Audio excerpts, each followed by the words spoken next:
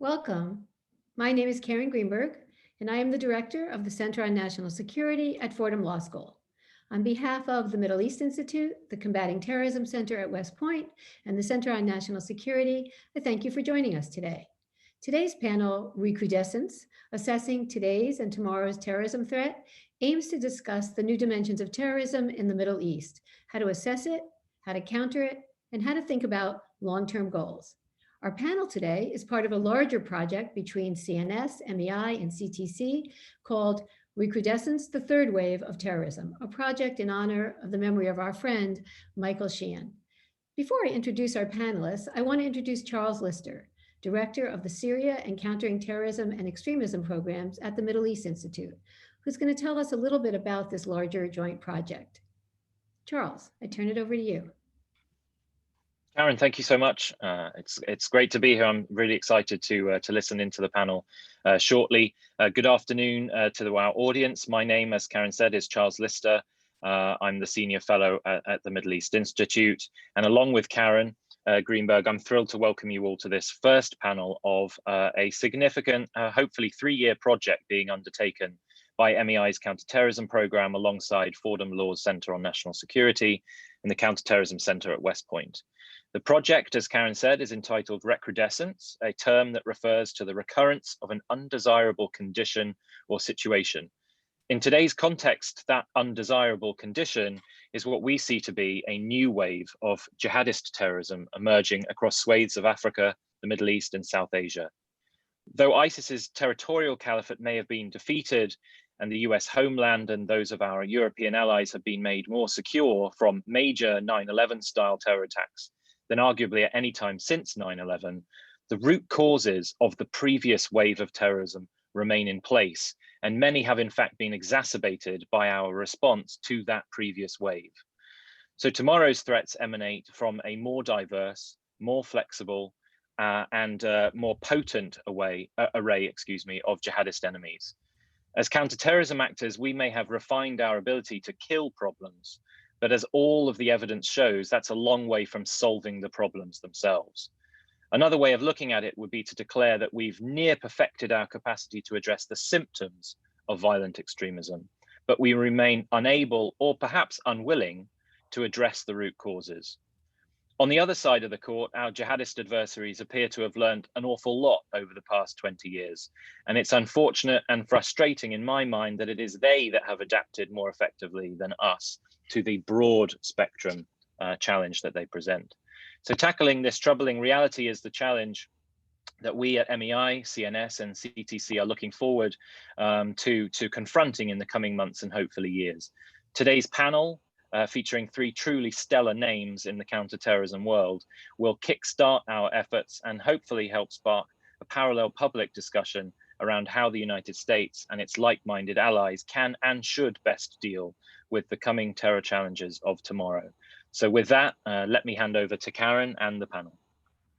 Thanks so much, Charles. We have a wonderful group here with us today. In fact, they together represent the long view of terrorism. They were among the earliest to look at the threat, and together they have spawned a generation, or maybe more than a generation, of experts in the fields of terrorism and security.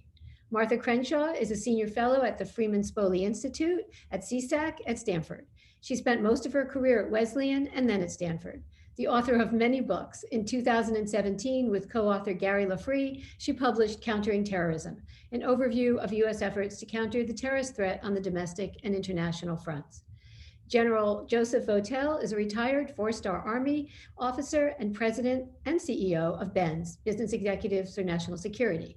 He spent nearly 40 years in the military, last serving as the commander of US CENTCOM, and before that as commander of US Special Operations Command and the Joint Special Operations Command. And finally, Richard Clarke, CEO of Good Harbor Security Risk Management and chairman of the Board of Governors of the Middle East Institute. He was National Coordinator for Security and Counterterrorism in the White House from 1998 to 2001, when September 11th happened. He's the author of many books. His latest, co-authored with Robert Knacke, is The Fifth Domain, Defending Our Country, Our Corporations, and Ourselves in the Age of Cyber Threats. So welcome, everybody. Martha, I think we should begin with you. you can speak to the general arc of terrorism that evolved from 9/11, or if you prefer, before until now. And I'd just like you to talk a little bit in terms of the history. What's unique about today, the moment we're in with transnational jihadist terrorism? You put this in context for us? Thank you, Karen. It's an honor to be on this panel, and I'm really pleased to be on a panel that is in the memory of Mike Sheehan, who was a good friend to so many of us. Um, I do want to give a kind of bird's eye overview of terrorism. I want to go backwards from 9/11 and forwards from 9/11. So I apologize for proceeding along in a very rapid highlight mode, but I think perhaps I'll provide some background or context for our discussion. Now, it's hard to believe now that before 9/11, almost nobody thought that terrorism was a national security threat. There were exceptions, Mr. Clarke, a notable one among those exceptions, but I think he'll agree that by and large, national security officials, academics, think tank experts didn't rank terrorism at all, not even high on the agenda, not on the agenda at all. We were then, as now, actually focused on Russia, China, great power rivalries. Terrorism was not considered a threat at that time unless it involved the use of nuclear weapons or materials. Now, in retrospect, especially, this blindness is sort of puzzling and disturbing because there had been a history of international terrorism. International terrorism, as it was called then, had been around since at least 1968. In the aftermath of the war in Vietnam, student protest movements, resurgence of nationalist movements, minority nationalist movements. There had been quite a lot of terrorism up even to the 1980s.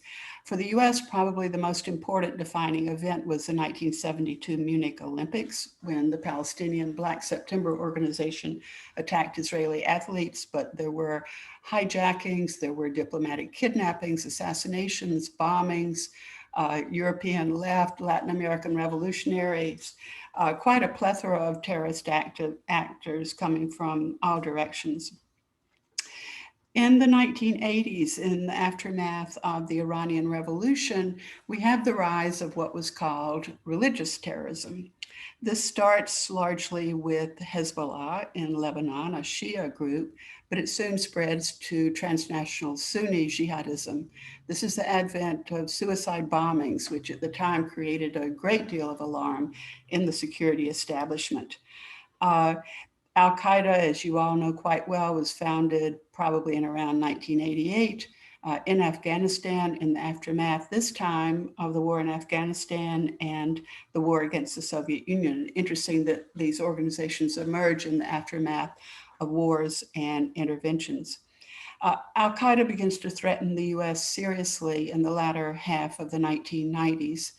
A declaration of war against the United States, bombings of US embassies in East Africa, the Millennium Plots, some of which were directed against the US homeland, luckily foiled, the bombing of USS Cole in 2000, and then, of course, the 9/11 attacks.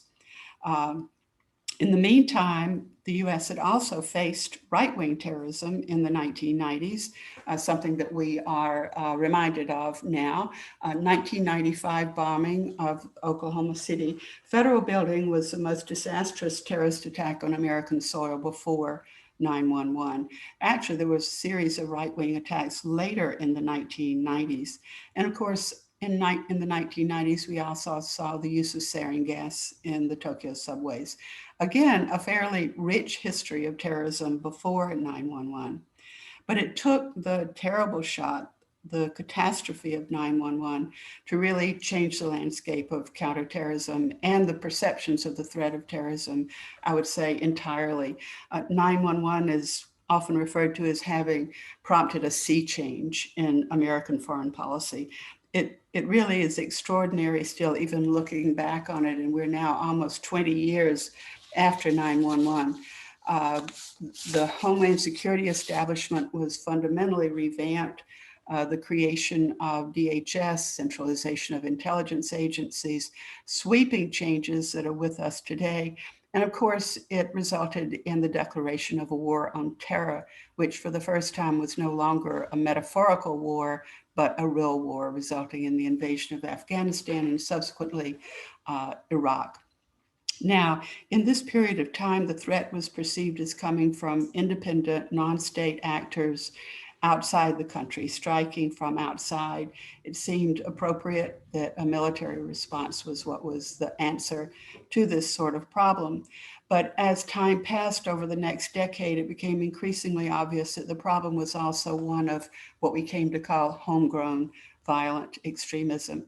This sort of hit home in the mid 2000s with bombings in Madrid and in London, and then a series of fortunately failed plots in the United States, the Christmas bomber, Times Square bombing, and then of course some attacks that did come off, such as Omar Mateen and the Orlando attack. So basically the perception of threat shifts to homegrown, but of course the foreign threat is out there as well. And only a few years later, our perceptions of the threat changed again with the rise of ISIS. As we all know, Al-Qaeda had found a new opportunity in Iraq after the American invasion. And fortunately for our adversaries, unfortunately for us, the Syrian civil war provided yet another opportunity for the expansion of jihadism. This was one of the consequences of the Arab Spring, something unanticipated on all sides, but this was one of the unforeseen consequences. Causative, although unrelated. And ISIS, of course, shocked us enormously by establishing a real territorial caliphate in large parts of Iraq and Syria. Quite an astonishing thing that a terrorist group should found a state. It truly was totally transformed the threat and transformed how we thought about terrorism. And again, a military response seemed entirely appropriate. The creation of the state was inspirational for jihadism, but it also made them vulnerable to a military strike. But what we found, of course, was that even if we could defeat the caliphate, we couldn't prevent the expansion of both Al-Qaeda and ISIS, particularly into Africa, also into parts of Asia. We see now that the reach extends into even Mozambique, the Democratic Republic of Congo, Sri Lanka, and we've resorted to a very specialized form of military force, drone warfare, which has been practiced really since we developed the capacity to do so after 9/11, currently being reevaluated yet again as the appropriate response to what is a really widespread and diffused, disparate threat of terrorism in many different locations. Now we're in a position, like the middle of the 1990s, of facing domestic far-right terrorism yet again. So we're seeing, in many ways, recurrences of the same threat. And this resurgence of right-wing terrorism has led us now to have doubts about whether we should be worried at all about our focus on jihadists. Perhaps we were mistaken in being so preoccupied with the foreign threat. We should have looked at what was happening within the country. I have the view that the threat from Al-Qaeda and ISIS is still very real. They have become increasingly deeply embedded in local conflicts around the world. They have taken up local causes and local grievances. They formed allies with different groups in local theaters, and they've taken advantage of state fragility in many parts of the world. We have responded often with more of an emphasis on the use of the military rather than seeing counterterrorism as an integral part of a comprehensive sort of foreign policy that would deal with the problem of weak, ineffective governance in these states. It goes well beyond the lack of capacity of their security institutions to political, social, economic factors. And this is a big task, and it's often a task that's not popular in this country, but I think we need to have a major discussion now about how to integrate counterterrorism into a broader foreign policy. So I'll stop on that note. Thank you. And you sort of introduced our next panelist without my having to do anything, because you said too much military. And, I think the question is, and I'd love to hear you talk about this, General Votel, which is, what are the lessons learned from the ongoing war on terror? What worked? What didn't work? And how does this confluence that that Martha raised about religious extremism, terrorism, right-wing terrorists, homegrown violent extremists? How does this all fit into whether or not the lessons learned are even applicable to the current context? Yeah, thanks. Thanks, Karen. It's good to be with you. And to Charles, thanks for teeing us up, and for Dick and Martha, great to be on a panel with you. There's a lot out there, and I think you'll begin to hear some common themes between all of our comments today. I think will kind of weave their way throughout the whole discussion, and I think you'll begin to see some of that as I make some comments here. As I've kind of thought about how I want to characterize kind of lessons learned from the ongoing fight, I've really move them into two areas here, and I'll talk about each of them. One is kind of the nature of terrorist threats, and then the second is our approaches to combating terrorism. And I'll try to limit my comments to those particular areas, starting with the first one right here on the nature of the terrorist threat. I think there are a number of lessons here that we've taken out of this. I think when in many ways we've failed to recognize and address the causes of terrorism, and instead have made our fight principally about defeating violent extremist organizations, as opposed to going after many of the underlying issues that are giving rise to these organizations, whether it's political grievances, competition for power, long-term history, other underlying tensions that reside in all of these areas. This has been a constant issue for us as we have pursued this. As General Petraeus reminds us all the time, you have to look to the ungoverned spaces, and you have to. These are where this comes from, and of course we have to do something about it. And there's a lot of things we can do about it, but looking at the underlying causes, I think, is primary to this. Secondly, in this area of the nature of terrorist threats, I would say that while no one should underestimate the impact of terrorist activities, certainly if you're the victim of a terrorist attack, that is existential to you. And I think everybody can remember back to 9/11 and the impact on our country and what we felt about that. It certainly was a key event for us. But I do think we have to view terrorism through the lens of all of our interests and the other threats to the country, and make sure that we put it in perspective. And as you look at the lessons learned from this, our very, very heavy focus and going all in on this really has had an impact in some other areas and against some of our other interests. And this again has impacted the overall approach as well. And a corollary to that is that the more expansive that we have been in our objectives and the things that we are trying to achieve under our counter-terror campaigns, the more difficulty we have had with that.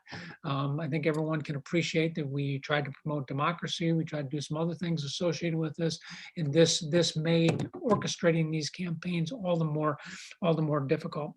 I think we also have failed to appreciate the generational timeline that is associated with effectively addressing terrorism. These are long-term campaigns, and we cannot think of them as ending when we remove, for example, the physical caliphate of ISIS. The threat still remains. We still have to address this, and we have to look at this over the course of a long period of time, and we have to take this long view towards it, and that is not something as Americans that we are always willing to do. We are much more focused on trying to solve a problem and move on. And finally, in this area, as Martha has just laid out extraordinarily well, one of our challenges with the nature of terrorist threats is they're always evolving and they are always changing. And then this is the whole purpose of this Recrudescence project, is to look at the next wave and understand that. And we have to appreciate that this is going to change, and we have to prepare for it.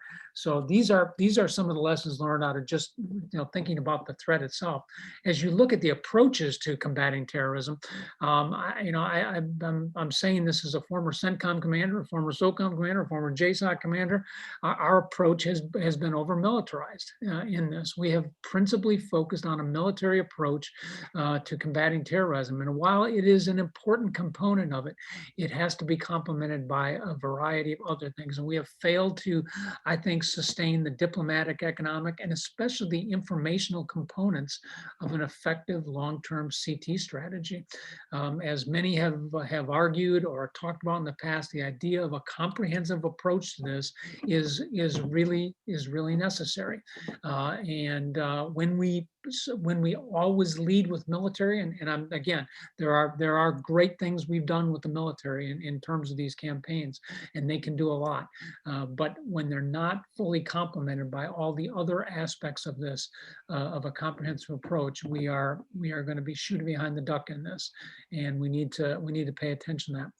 We've learned a lot about the challenges of identifying, creating partners to help us with this, there are a number of examples that we can share. I will just steer you to Syria and look at the difficulty that we had trying to identify Syrian militia elements that could come in and help us with fighting ISIS versus the success we saw initially with the Syrian Kurds and then with the broader Syrian defense force here. Identifying partners who share the same concerns and the same focus that we did is always very, very difficult. And then fortunately, in this case, we did learn.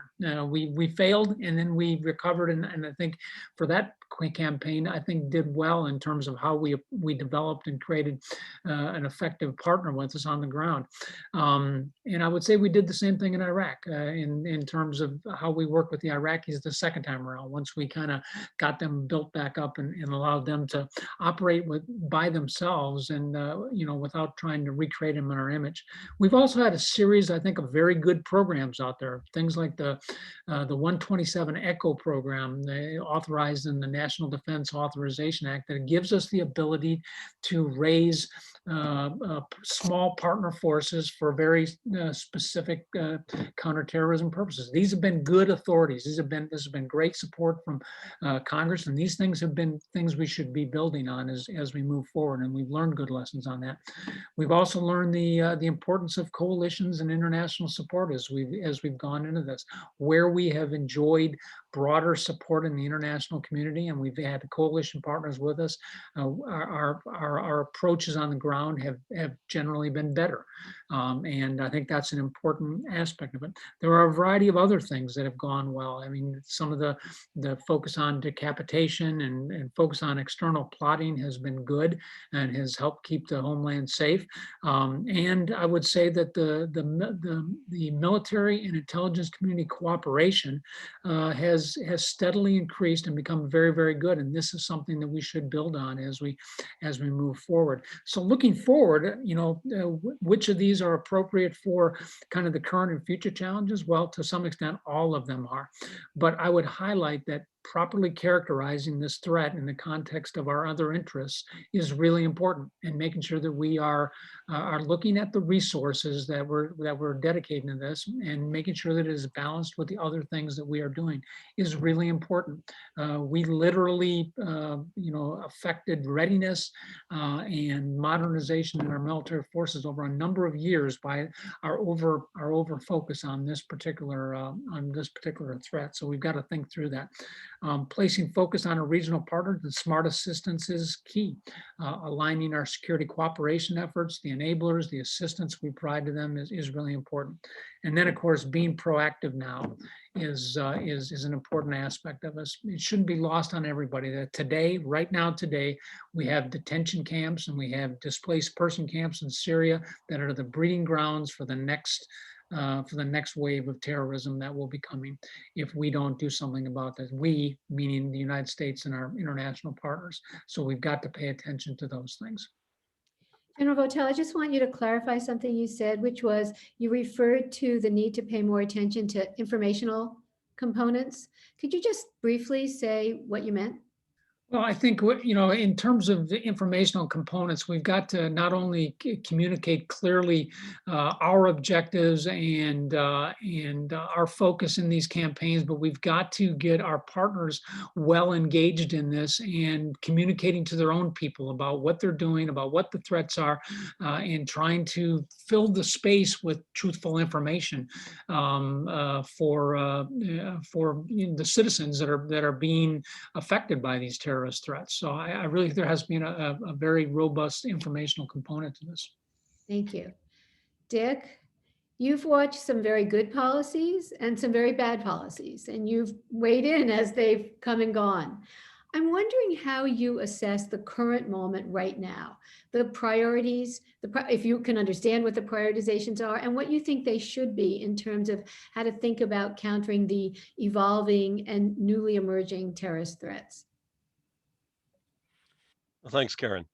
And thanks for putting this together. I think bringing together the Center of National Security at Fordham and the Combating Terrorism Center at West Point with the Middle East Institute gives us a scope to look at this issue that nobody else could put together. And so thank you for your efforts in putting this together. And as you noted at the top, we've dedicated this project, the Recrudescence project, to the memory of our friend Mike Sheehan. And I know Mike was a friend to all of us on the screen here. Before he died, he talked to a number of us about his concern with what we've come to label recrudescence. Mike's concern was the limited attention span of the US government leadership. That doesn't mean the Democrat or Republican leadership. It doesn't mean just the current leadership. It means leadership in throughout history, in modern history of the U.S. government, tends to be somewhat gnat-like, the attention span.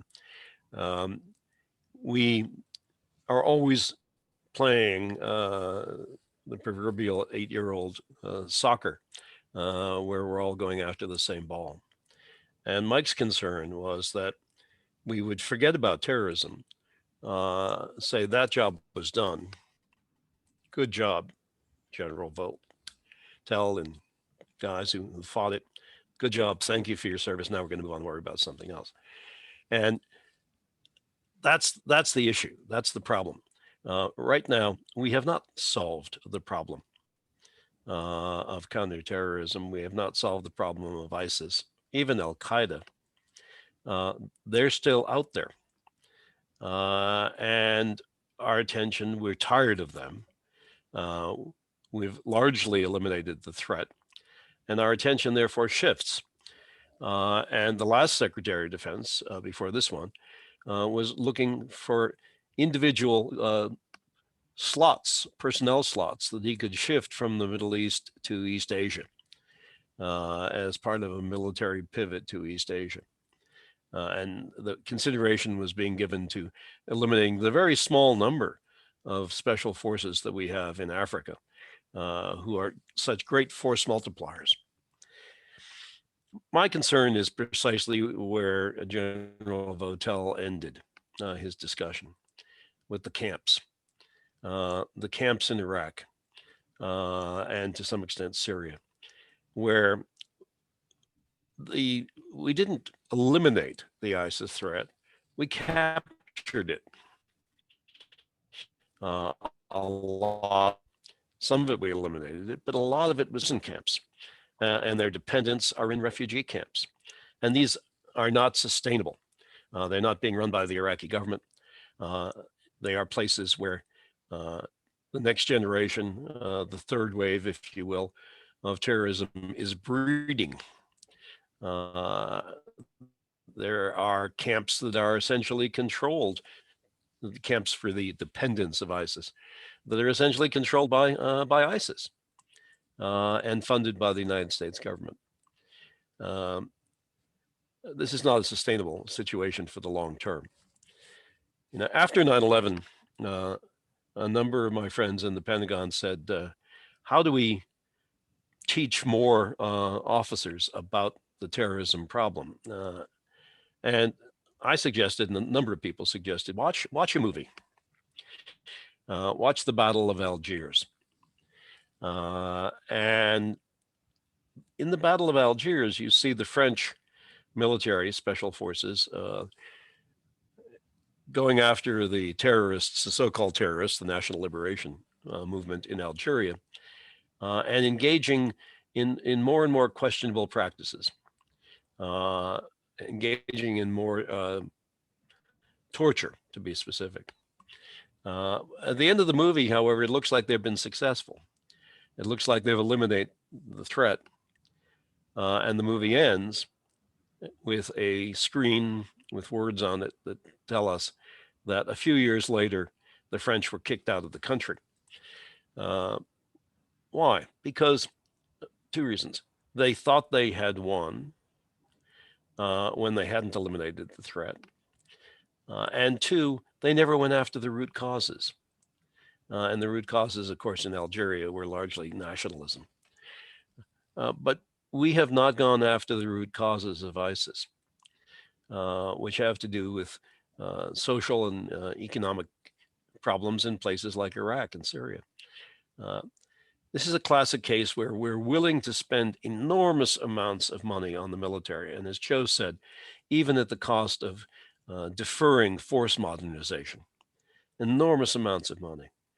But we're not willing to spend money if it's not in the defense budget, or if it's for something that looks like nation building.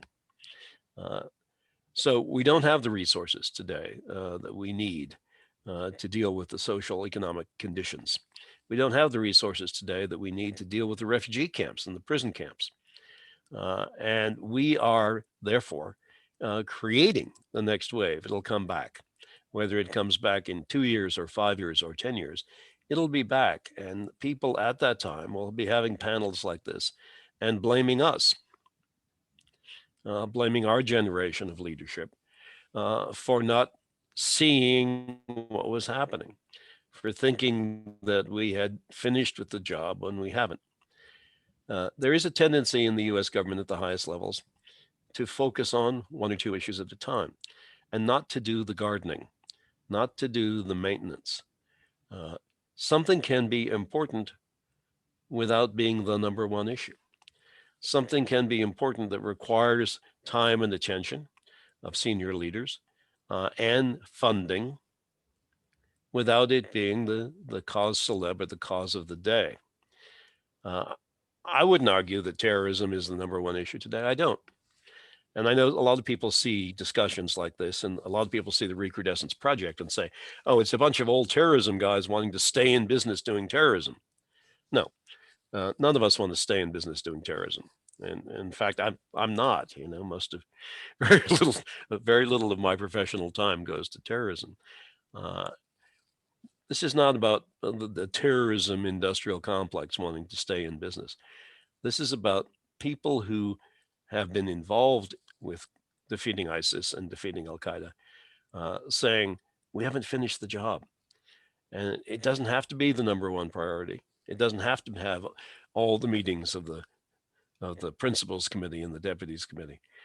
But we can't walk away from it. It's got to be on the list of things that national security leaders worry about. And we have to be able to apply non-kinetic solutions to this terrorism maintenance problem. When the Bush administration, Bush 43 administration came in, I asked them in a memo the question, do you regard Al-Qaeda as an existential threat or as a nuisance? And I laid out the case for why I thought it was an existential threat. I think they regarded it as a nuisance. That's fine. Nuisances have to be dealt with too. And right now, I think a lot of people think ISIS and the Al-Qaeda threat and the camps are a nuisance. They're a problem they wish would go away. Well, they won't go away by themselves. They'll only get worse. And we ought to be able to deal not only with existential threats, but with nuisances that have the potential for coming back, recrudescence, coming back and being a problem. We ought to, given the cost in time and money and lives that we've spent on this effort, we ought not to walk away from it and force another generation to go through what we went through. One follow-up, Dick. When you say we, are you also including the Biden administration's put an awful lot of emphasis on the word multilateralism in all parts of our foreign policy and security agenda? Are you thinking that if there's more robust multilateral efforts, this could address some of the lack of resources currently that you're mentioning, that you're talking about?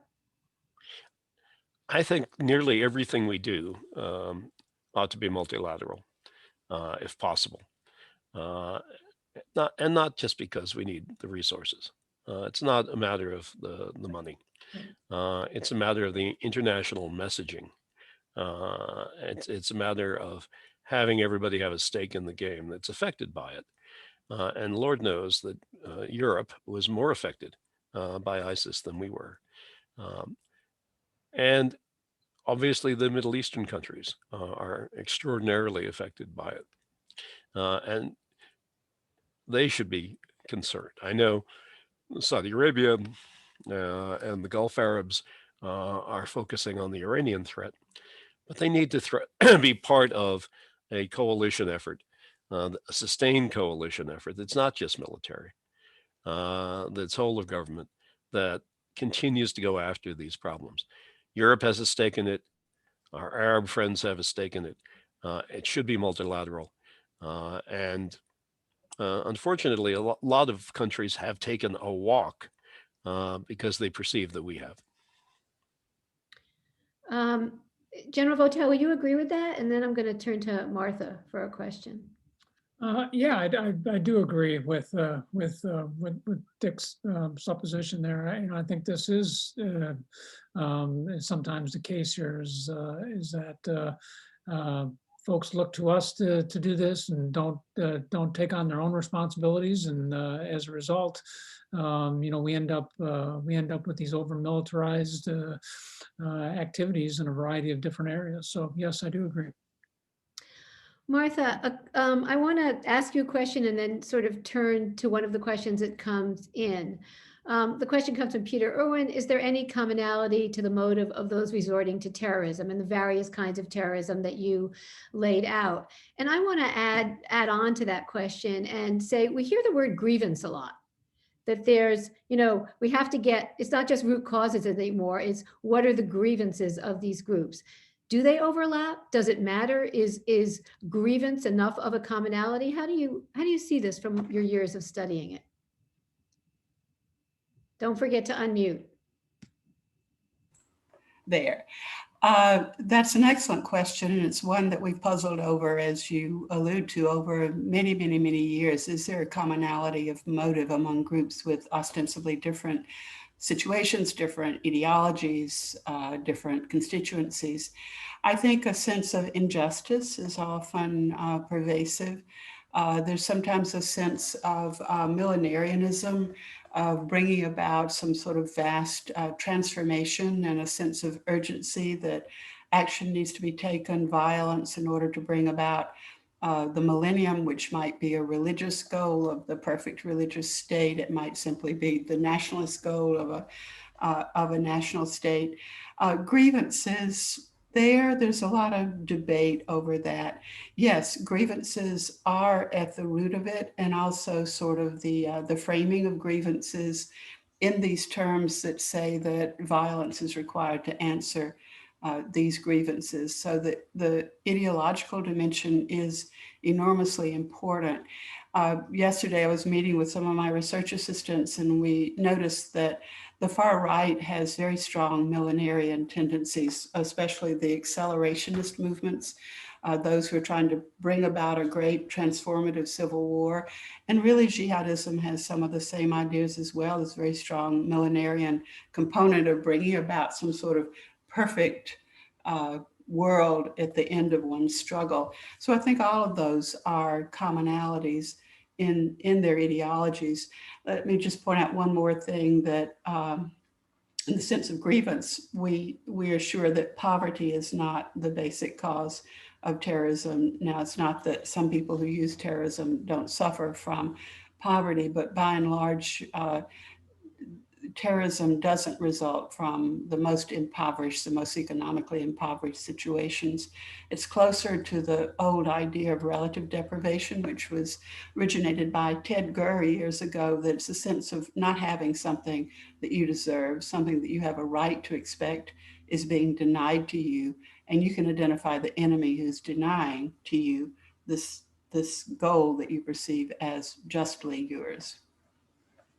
Yeah, which raises the question. Another one of our listeners has said, Lev Citrin, has asked, what about ideology? Is there a way to address the ideology, or can we address the conditions? I mean, Dick, you referred to the camps and what's happening in the camps. And, if you think about grievances and the tie between root causes, ideology, and this humanitarian crisis that we're watching grow beneath our sites of children, half of these tens of thousands of displaced persons are children. How do you see the role of ideology? Is it important, or is it really just as important to maybe address the physicality and the needs of individuals? What are your thoughts? Well, I think you have to go after both, and we spend too much time debating, is it one or the other? It's both. And it doesn't really matter in what degree or what proportion, it's both.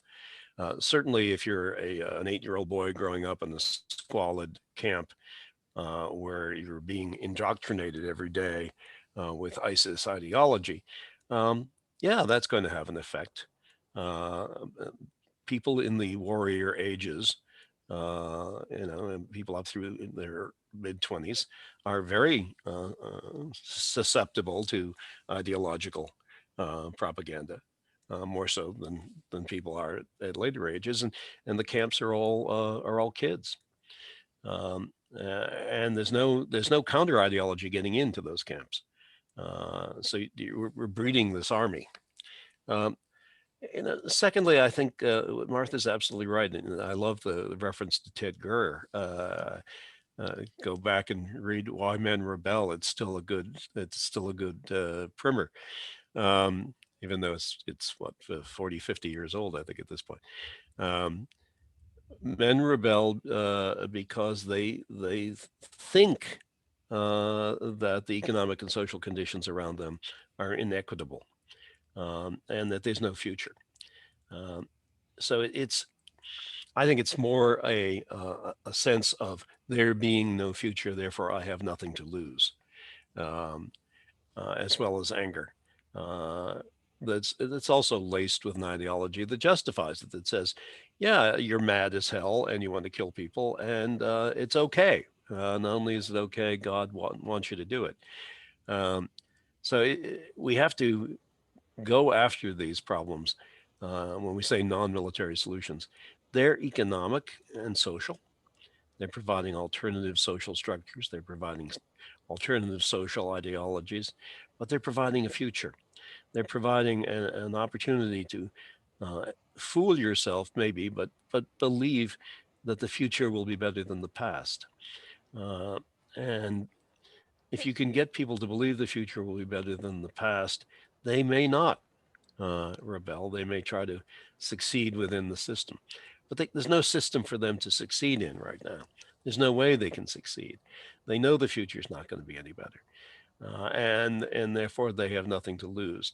That's the problem, and it is a problem that you're best dealt with by information warfare, by economic development, and by Arabs, and not by the United States.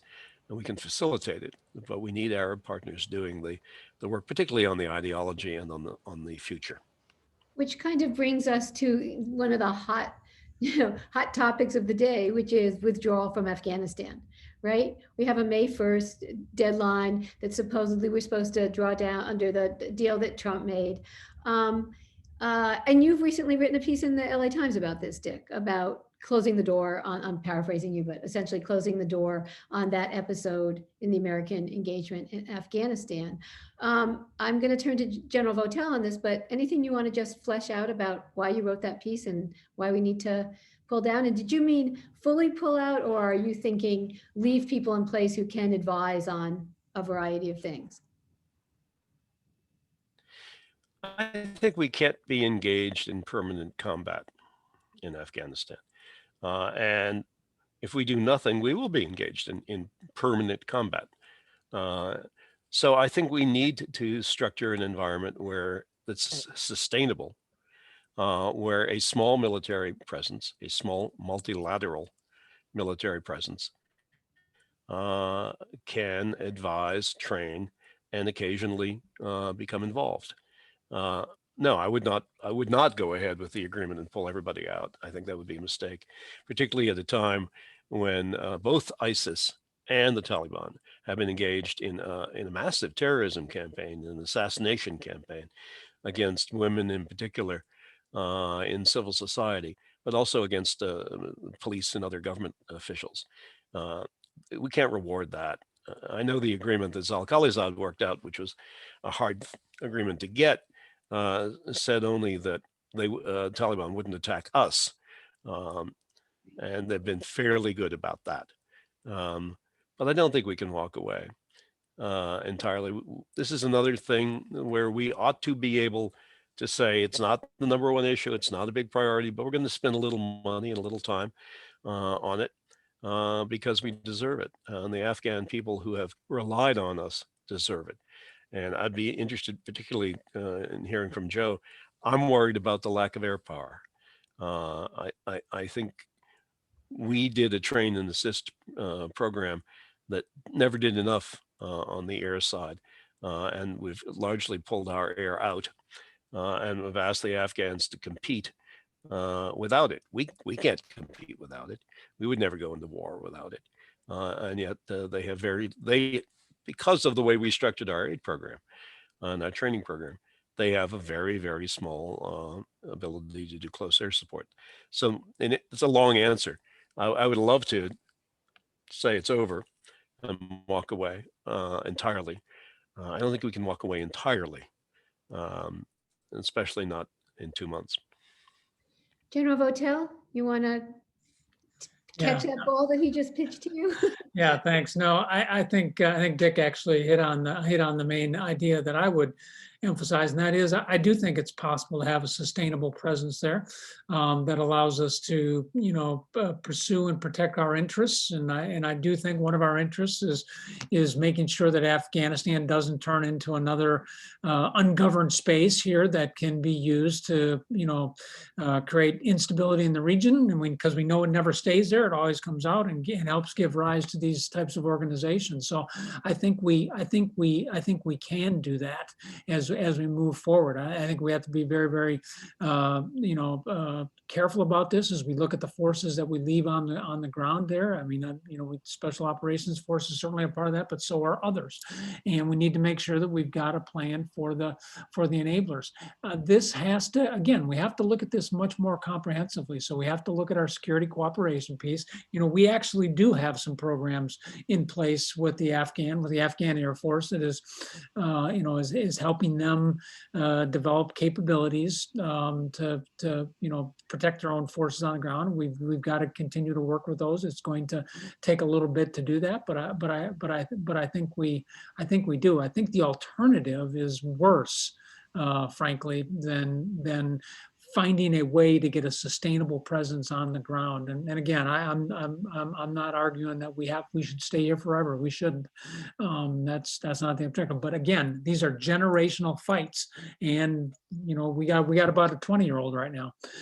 So it's going to take a little time to get where we want this to be, I think. What about diplomatic efforts? One of our audience, Julie Shemitz, asked, what are the diplomatic efforts in Afghanistan which have been terribly underfunded and poorly supported in country?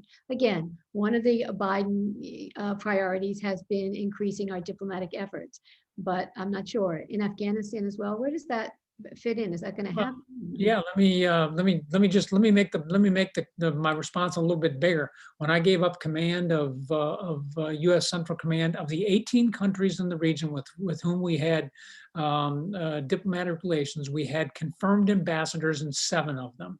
Now, the Chargés and others that were there are wonderful people, wonderful Americans doing the very best, but they're not confirmed ambassadors, and they don't bring with them the full weight of the United States, and especially of the President of the United States. So if we want to do one thing if we want to try to achieve one thing in the relative near term, next year or so, getting confirmed ambassadors in place in all these countries so that we do have a very clear diplomatic leads in all of them, that's one thing we can do, and then back them up with the support in the regional bureaus back in the Department of State. I think this is a really, really critical aspect of it. And again, I want to be careful because I'm not criticizing any of our diplomats when I say that we need more in this area. They have been excellent.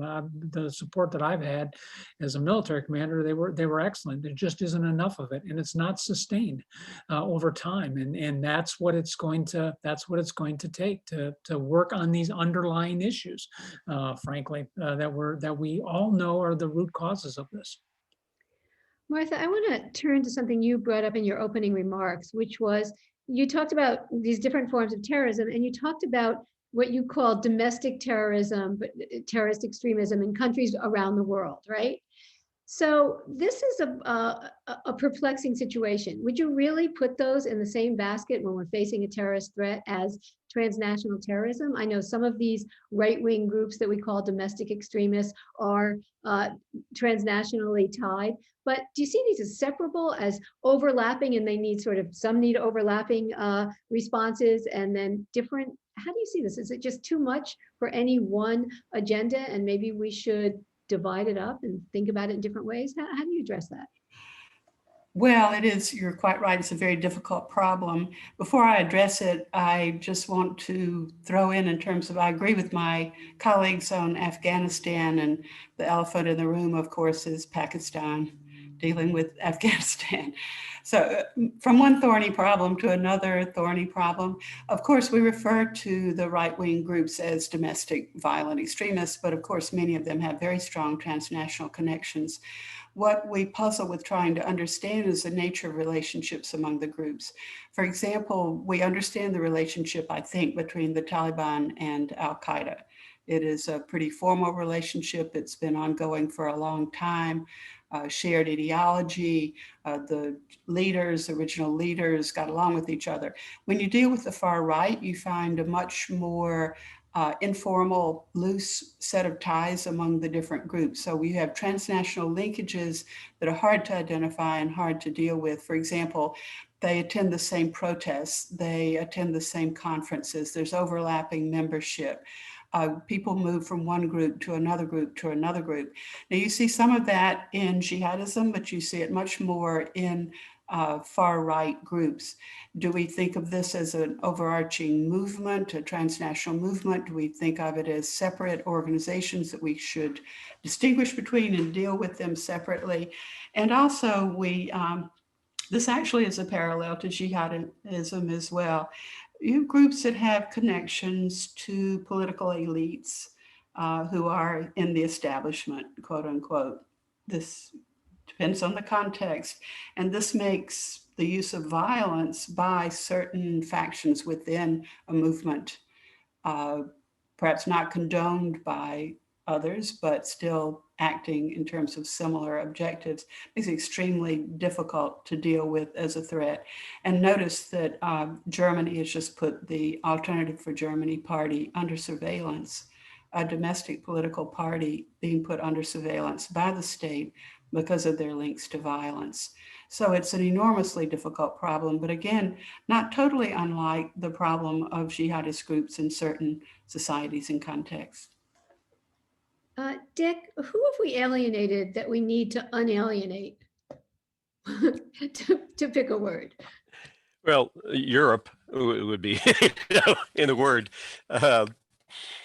the European governments, who are our great partners in NATO and our great partners in NATO Afghanistan, as well as our partners in Iraq,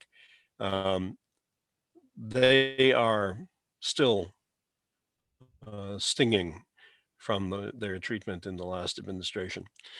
And they're saying, look, we can't just forget that happened.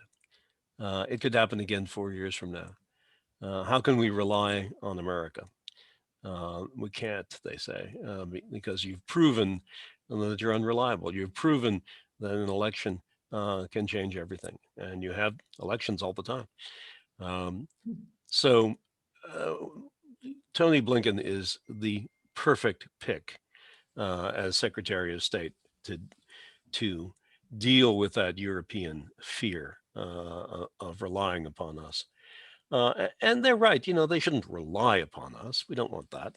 We want partnership.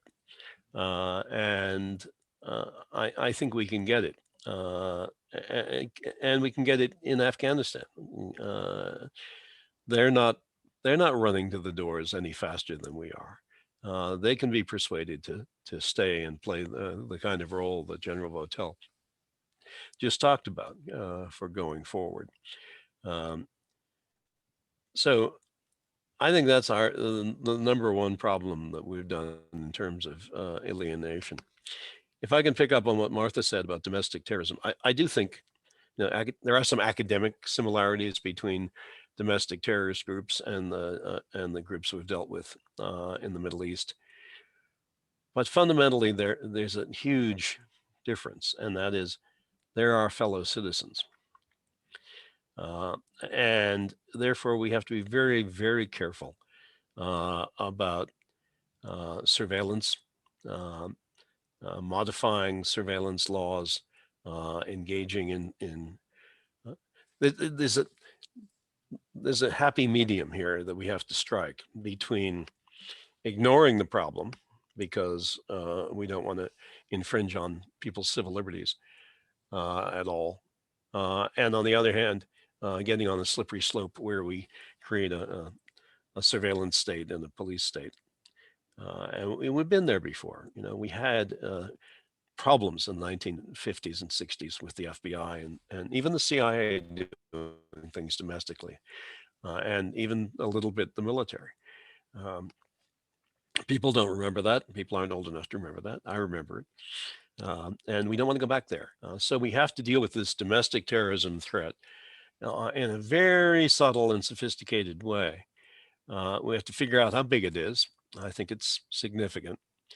And then we have to use the right tools to go after it.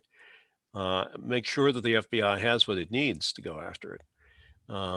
But make sure that there is ample oversight and transparency for the oversight function. So that we don't get into a situation where we're engaged in abuse that is greater than the nature of the problem. We can have a whole panel on this afterwards. We can have like a breakout panel. Sure.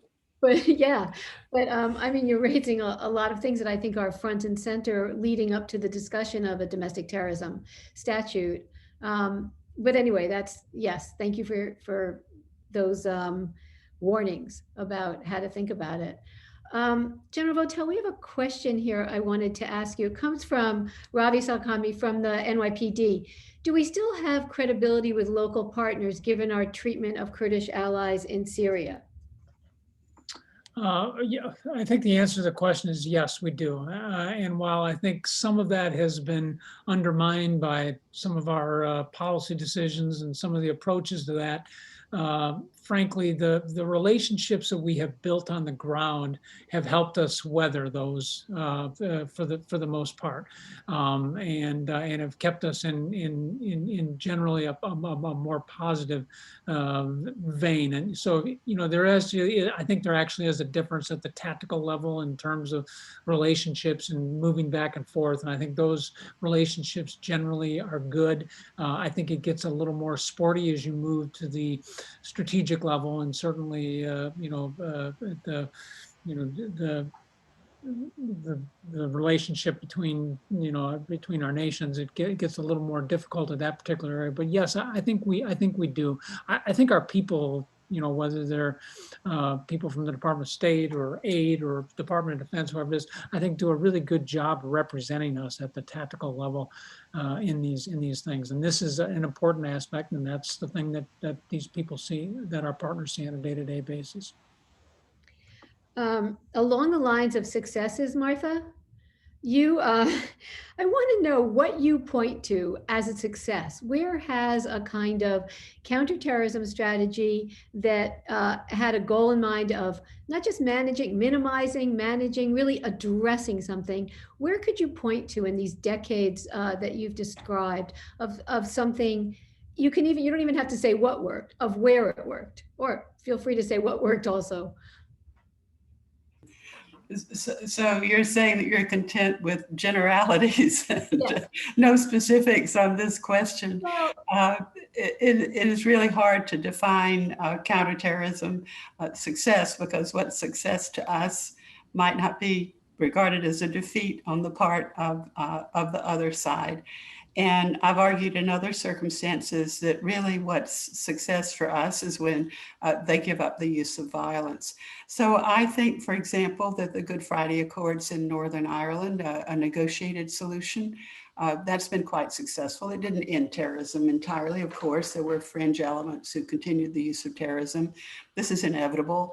The public shouldn't be led to expect that even a successful policy means zero attacks going forward. That was successful. You look at other cases where actually the terrorist group brought down failure on itself. It was more their actions than ours, in the sense that they exceed the bounds of tolerance of their own supporters. And we see a little bit of this with January the 6th, that people now are either frightened or disillusioned, discouraged, that they didn't really mean that to happen. It got went beyond what people would support. So I think the task of government is when they can separate these groups from their constituencies. And I think most policies should be aimed at that. In many cases, reforms where they are needed are an appropriate response, because it then pieces off moderates who accept compromise and begins to wear down those who are violent. If you look at how Spain has dealt with ETA over the years, it declined very slowly until it was just a very small number of quite young people and resembled a criminal gang more than it did an actual political force in society. So success is not defeat, it's in effect deterioration of the adversary. So I think the image we have in mind of wiping them out from today till tomorrow, that's not what we should be looking for in terms of success. So there are successes, but they tend to be small, and they tend often not to be extremely dramatic.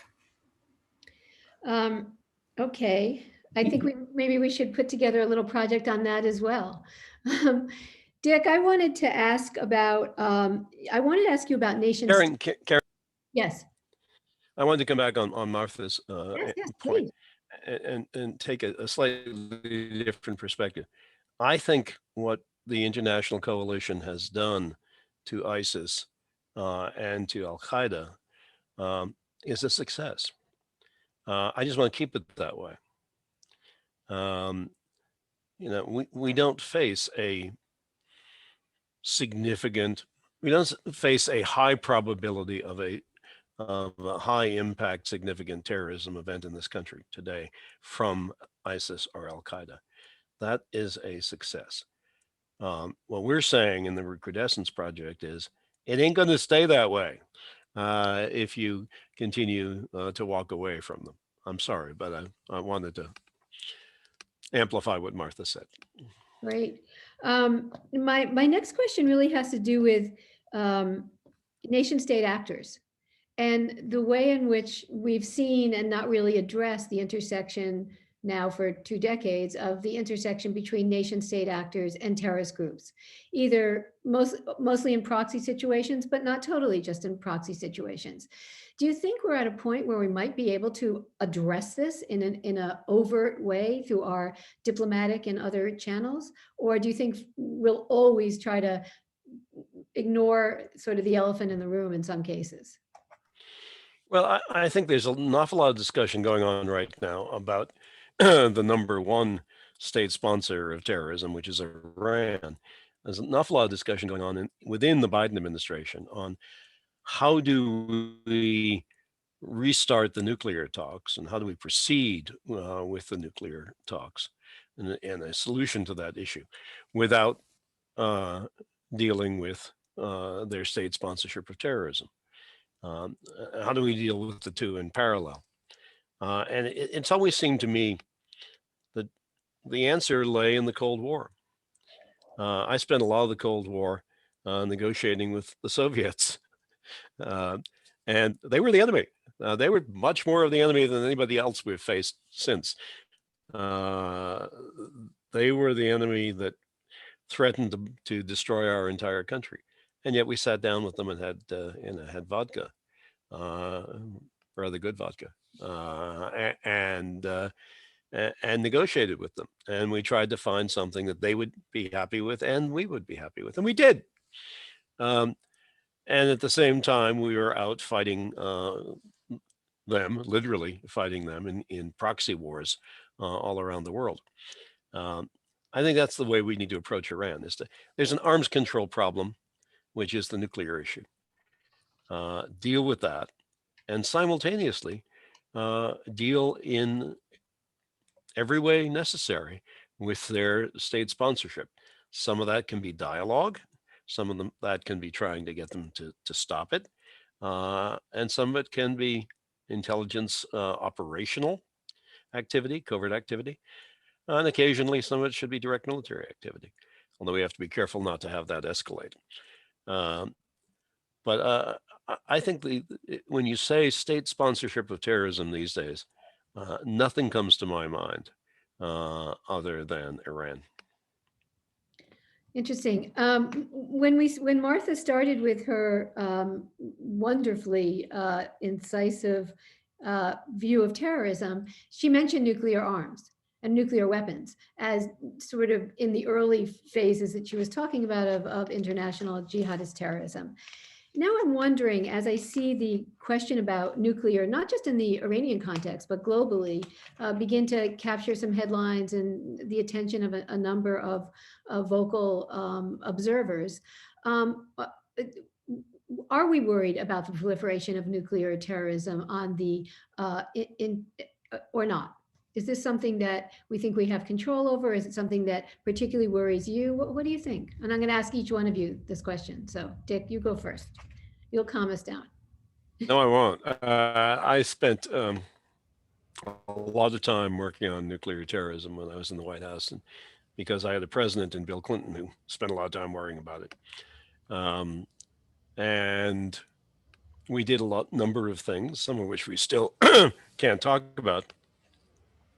And the Obama administration did a number of things as well to address the possibility of nuclear or radioactive weaponization by terrorist groups. It's still a problem. It's still a risk. I worry about the security of Pakistani weapons. I think there's a good reason to worry about the security of Pakistani weapons. They used to be concentrated. Now they've been dispersed into multiple sites. We've had at least 2 military bases in Pakistan attacked by terrorists, 2 bases at which we believe there were nuclear weapons at the time. So yeah, I think it's still an issue.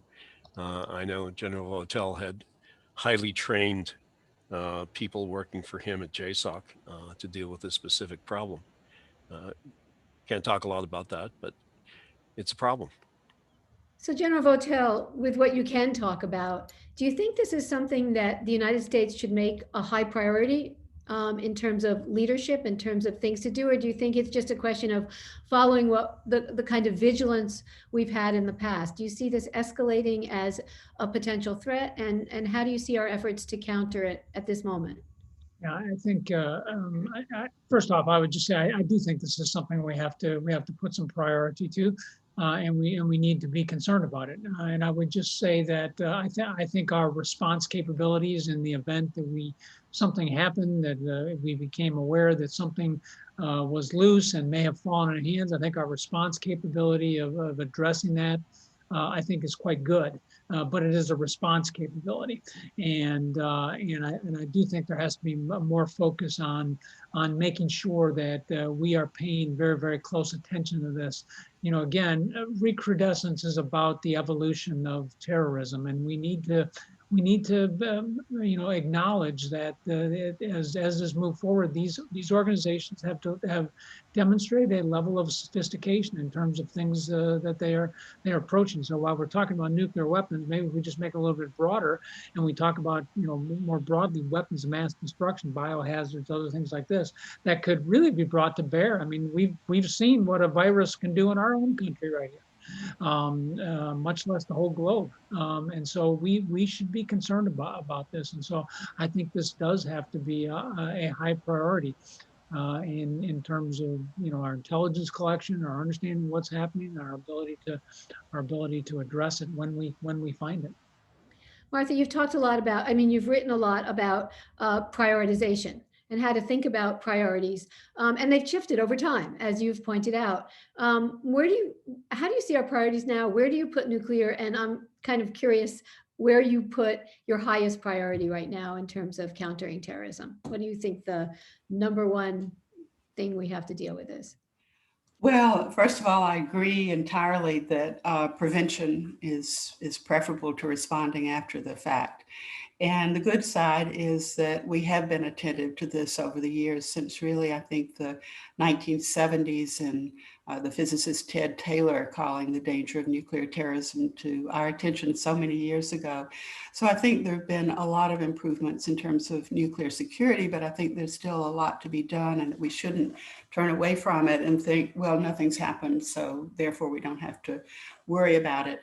I've argued in other instances that thinking we can deter adversaries from using nuclear, chemical, biological weapons, we should not rely on being able to deter them at all. So what I would think of is that we're always tempted to say we've got one priority that we should focus on.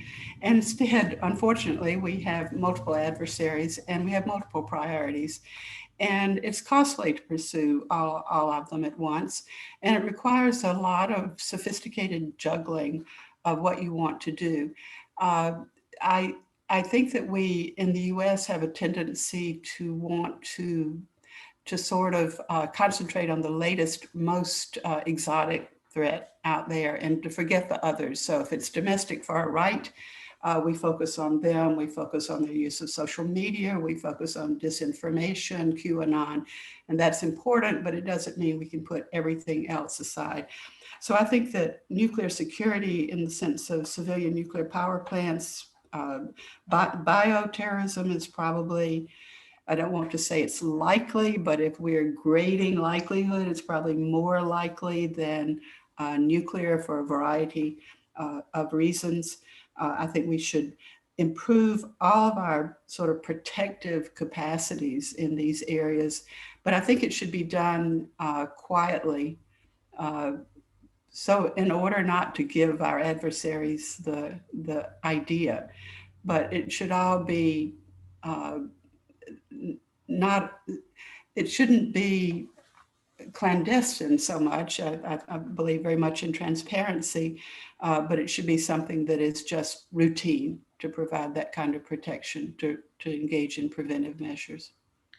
General Votel, one of the things that Martha made me think about is that in addition to multilateralism, we've had a lot of talking these days at the end of the Trump administration, getting ready for the Biden administration, about creating a way of thinking about threats all at the same time. So terrorism, cyber threats, pandemic, et cetera, and sort of And I'm wondering if you see a move within the military or elsewhere, if you want to discuss that, of sort of creating new structures to deal with this, or do you think not? I think it might be a necessary thing, but I'm very curious about. No, I think it's a really important aspect, and you look at our services, for example, and you look at some of the doctrine that's evolving out of it. There is a focus towards what I would characterize as, or what's really characterized as, multi-domain operations. Where you're not only looking at things that are happening on the ground, but you're looking at space, you're looking at the information arena, and certainly cyber, and all that that comes along with it. So yes, we really have to look at this much more comprehensively. And you know, in my experience, at least my last several years in uniform, was that was very, very clear to the military leadership, certainly to the civilian leadership in the Department of Defense, and that we were definitely trying to move in those directions to try to make sure that we were approaching things in a multi-domain fashion, and being able to to address it much more comprehensively from a security standpoint. I think it's critical. Dick, you spent time a lot of time in the government looking at how different sectors relate to one another, and you've made an expertise of the cyber realm in addition to your other capabilities. How do you think this can happen in an effective way? Do you think it already is happening in an effective way in terms of these multi-domain dimensionality? What do you think? Well, I think the military is doing a much better job of training leaders to have the necessary depth in multiple domains. Civilians don't typically have that. Without naming names, I can tell you there are a lot of senior officials who, to this day, when you say cybersecurity, they run from the room because they think it involves math or something. And they're all lawyers, and they didn't do well on their quantitative scores on their SATs or GREs. I'm only half kidding. I think that we need to look seriously at the way that we educate our senior career officials and take a page from the military. The military does ongoing continuous education throughout one's career and training appropriate to where you are going next in your career. And they also have the opportunity to get deep into a topic area. And we expect someone like General Votel to be literate on cyber, to be literate on terrorism, to be literate on diplomacy and conventional operations. And it's a whole spectrum. By the time you get to be a commander of a region, the way Joe was, well, there's a whole spectrum of capabilities we expect them to have, and they do. Yeah. By and large, they do. We don't have civilians like that.